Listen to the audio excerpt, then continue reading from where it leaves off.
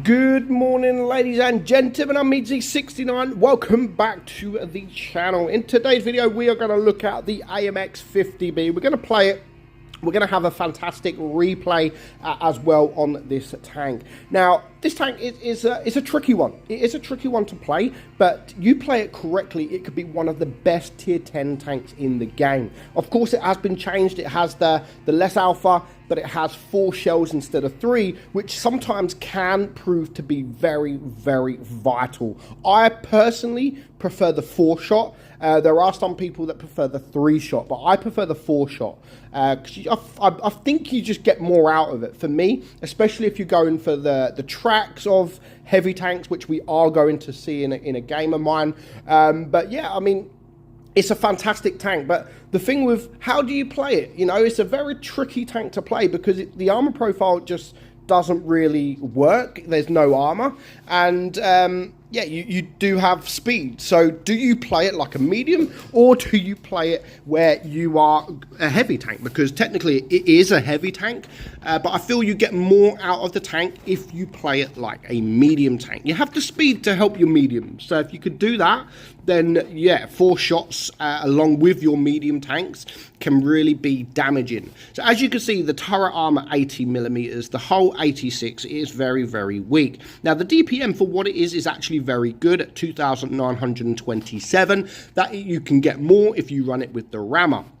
But I run it with well, it hasn't got the rammer, but the vents. And so, yeah, run it with the calibrated shells just to get that penetration, because the penetration is pretty decent. So your magazine reload is 23 seconds. That's a long time without shooting. That's very, very long time without shooting. So if you do shoot all 4 shells, make sure that you do have some kind of cover, some form of cover, whether that will be tanks or a building. Just try and find that cover when you're on the reload.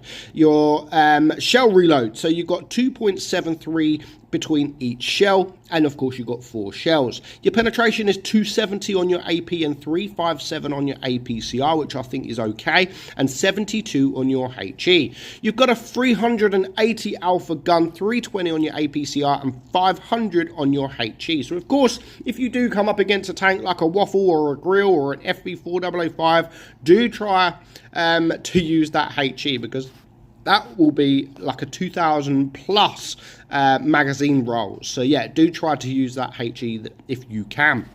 Aim time, I think, is pretty good at 3 seconds, the same as the gun dispersion at 0.317. And again, you have 10 degrees of gun depression with a top speed of 50 kilometers per hour. So yeah, pretty decent. You know, it is the stat-wise is pretty good. I love the look of the tank as well. I think the camouflage is fantastic. I'm not a lover of this camouflage, to be fair, the Thunderstorm camouflage. I just like the original. I think it's a great camouflage. So we're going to get into a couple of games. I have a game with by myself, and then we have a game from holy fuck over there.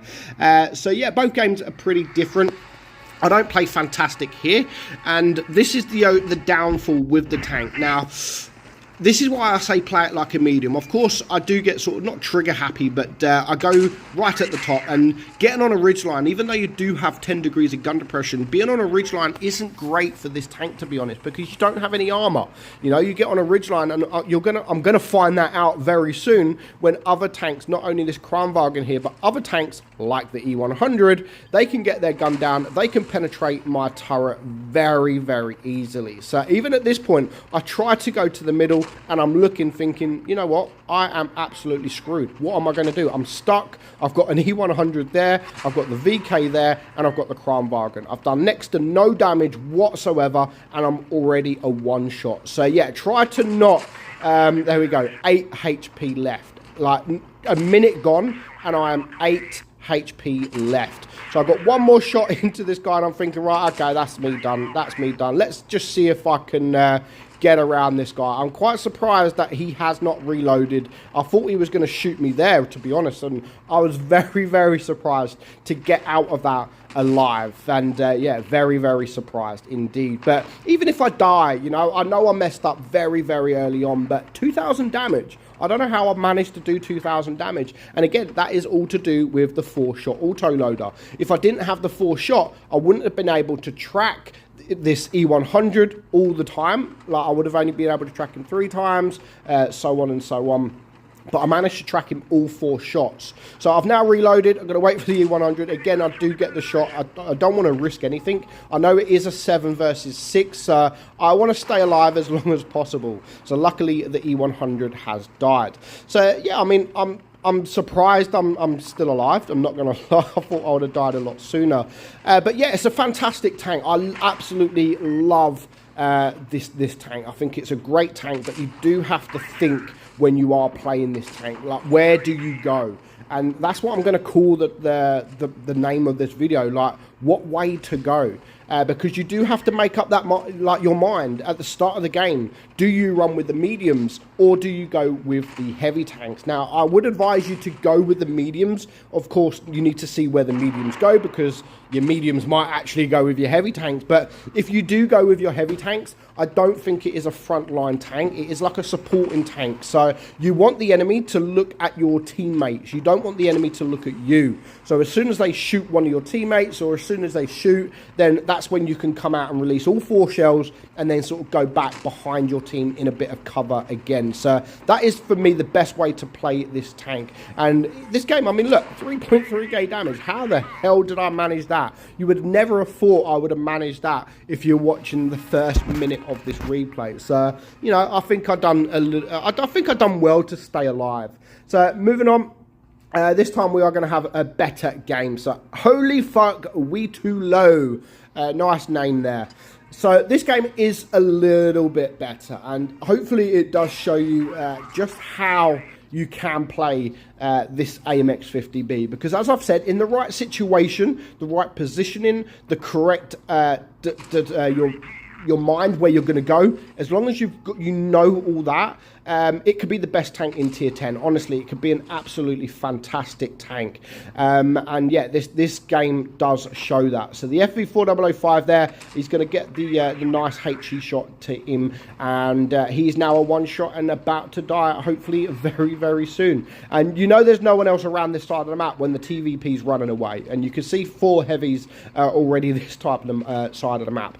Another thing you do need to be careful of, as I've already explained about the armor profile, if you come out sideways, pretty much anyone can HE you. So do be careful about the enemy tanks, because again, you come out sideways, especially if there is a big TD, a tank destroyer, a Death Star, Jaeger, anything really, any tank, doesn't matter if it's a medium or a heavy, any tank will be able to shoot HE at your side. And there is even a weak point at the front where people can shoot HE as well. So do be careful of tanks when they load up the HE, and yeah, you'll be all right. And as long as you've got a little bit of cover, you should be all right. So this guy is pushing the Type 71 is pushing around. As soon as you switch to APCR, you can see the armor profile does become a lot easier. And now he's got 1 shot left. He's going to wait for the IS-7 to shoot, and then again he's going to back up and allow his teammate just to sort of take the shots. He's the one with the armor. Yes, he doesn't have the hit points, but he doesn't want to waste too many hit points, if any, at this point, because again, 1 shot each from this IS-7 and the Type 71, his hit points can just vanish. So he's going to wait for himself to reload and then potentially take a shot with his teammate. But yeah, his teammate took the shot, and again, they can now push this IS-7, and they do take care of him. So as you can see, 4k damage. Like, this guy's done 4k damage. Luckily, the E100 missed his shot there, because that could have been an important shot. It's a 3 versus 3. They are winning on supremacy points, so the pressure is actually on the enemy team to push. But our guy's still full hit points. His teammate is kind of low, and the Object 268, if he gets shot once more, as we've just seen, he is now a 1-shot. So this is where our guy does need to kind of put some hit points on the line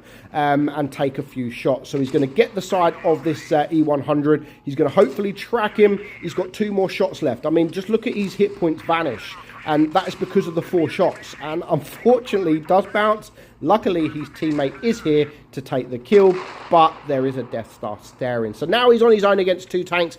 Now, at this point, do you push the Death Star, who is reloading? He's reloading as well. Who's going to reload first? And if you do think the Death Star is going to reload first, really, you kind of need to turn. But luckily, he's going to get the shot. Is he going to get a shot in return? just, but luckily the Death Star did not high roll. Now this is where he is very, very skillful. He knows it's not game over. I mean, the E100 is almost full hit points. He could easily just think, you know what, I'm just going to take as many damage, get as much damage as I possibly can, and then take the loss. But no, this is where the speed of this tank is absolutely fantastic. 50 kilometers per hour up against the E100. It is basically like the E100 is up against a medium. He's going to stay, and then he's going to track the guy. And you can see he's trying to move, and the E100, is he going to shoot? He can't get his gun down enough. So all of a sudden, he's now a one-shot. He's reloading, and again, he's going to move away. There is no pressure on him at the moment. He can actually take a shot now from the E100, and he is winning on supremacy points. So as long as he gets his reload down to like now, then he's going to reload at least one shot. He can take a shot from the E100, and he's going to reload. So he now knows the game, the battle is in his hands. So he's just going to push forward. You know, at this point, who cares about getting shot? Unless the E100 gets a lucky HE shot and a nice roll. But of course, that isn't going to happen. So he only gets 2 kills, but he manages to end the game with over 8,000 damage. And that replay really showed the true strengths of this tank. And mainly, that is the speed. The speed, the 4 shots, the damage.